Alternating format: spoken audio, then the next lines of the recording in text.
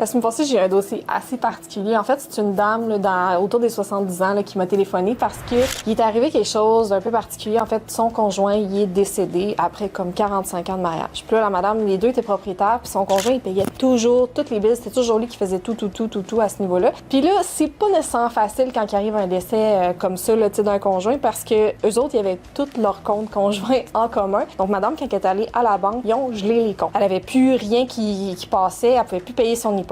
Puis là, en plus de ça, il fallait qu'elle s'occupe de toutes les funérailles puis toute la succession. Là. Donc, c'était énormément de temps, beaucoup d'énergie qu'elle devait mettre là-dedans. Puis là, elle s'est retrouvée qu'elle savait pas trop quoi faire. Elle a eu des retards hypothécaires. Elle s'est même retrouvée avec des retards de paiement là, sur son hydro, son électricité, sur un paquet d'affaires. Elle se retrouvait qu'elle devait peut-être refinancer un petit 50 000. C'est pas grand-chose, mais ça reste que pour une dame à peu près autour de 70 ans, aller refinancer un 50 000 ben elle, avec sa petite pension, ça fonctionnait pas. Là. Surtout qu'elle devait entretenir la propriété toute seule. Là, madame, elle m'appelle, elle me dit là, j'ai appelé un autre courtier avant, il m'a dit que la seule option, c'était de vendre ma maison. J'ai même allé voir un prêteur privé un peu sur le coin de la rue. Qu'est-ce qu'on a fait? C'est qu'on a été vers une autre option, qui est une option alternative, mais qui coûte pas trop cher. Ça s'appelle l'hypothèque inversée. En fait, qu'est-ce qu'on fait? C'est qu'on va aller comme rapatrier ces dettes-là. Puis madame, elle a le droit de ne pas faire de paiement hypothécaire à ce moment-là. Ce que ça fait en sorte, c'est qu'au moins, ça lui libère ce poids-là. T'en vois-tu, toi, de vider la maison, déménager, perdre tous ses souvenirs, aller vivre, je sais pas, dans un CHSLD ou dans un appartement que de toute façon, elle va devoir payer. Fait que c'est pour ça qu'on a amené cette solution-là d'hypothèque inversée là, dans le dossier. Fait que tu sais, si tu penses que l'hypothèque inversée, c'est quelque chose, c'est juste pour le monde tout croche, puis les gens qui ont pas d'allure, puis que c'est donc une arnaque, ben appelle cette madame-là puis demande-lui comment qu'elle trouve ça, elle, de pouvoir rester dans sa maison avec ses souvenirs, puis d'être chez elle au moins, là. Pas être stressée financièrement tous les mois, de devoir passer sa pension au complet juste pour faire un paiement de dette, parce que son conjoint est décédé. Là, en plus, elle est complètement dans le deuil. Là. Donc, une histoire qui finit super bien, malgré les événements super tragiques pour madame.